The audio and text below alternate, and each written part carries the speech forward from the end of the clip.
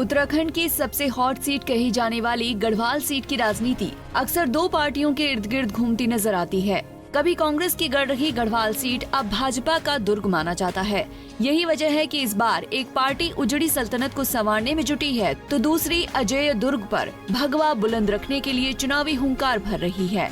इस जंग में बेशक 13 उम्मीदवारों ने ताल ठोकी है, लेकिन मुख्य मुकाबला कांग्रेस के गणेश गोदियाल और बीजेपी के अनिल बलूनी के बीच ही होता दिख रहा है। चीन सीमा से सटे और 5 जिलों के 14 विधानसभा क्षेत्रों से बना गढ़वाल सीट क्षेत्रफल के लिहाज से प्रदेश की सबसे बड़ी लोकसभा सीट है।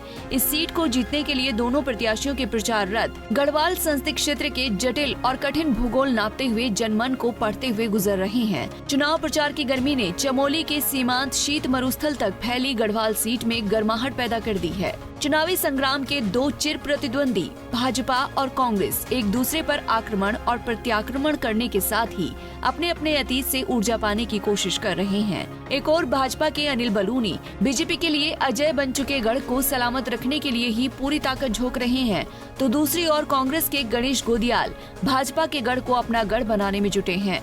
अनिल बलूनी के पास जहां प्रधानमंत्री नरेंद्र मोदी के जादुई व्यक्तित्व का साथ और धामी सरकार के कराए गए काम है, तो दूसरी ओर गोदियाल हैं जो कांग्रेस के उस विजयी इतिहास से ऊर्जा चाहते हैं जिसके पन्नों पर 80 के दशक तक कांग्रेस के एक छत्र राज की कहानी लिखी है।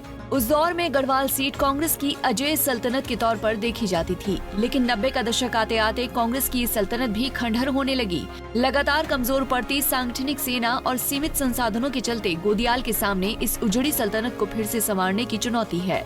बहरहाल उत्तराखंड में लोकसभा चुनाव 19 अप्रैल को पहले चरण में होने हैं। ऐसे में इस बार देखना होगा कि क्या भाजपा गढ़वाल सीट पर जीत की हैट्रिक लगा पाती है या फिर कांग्रेस अपने खोए हुए वैभव को हासिल करने में कामयाब हो पाती है।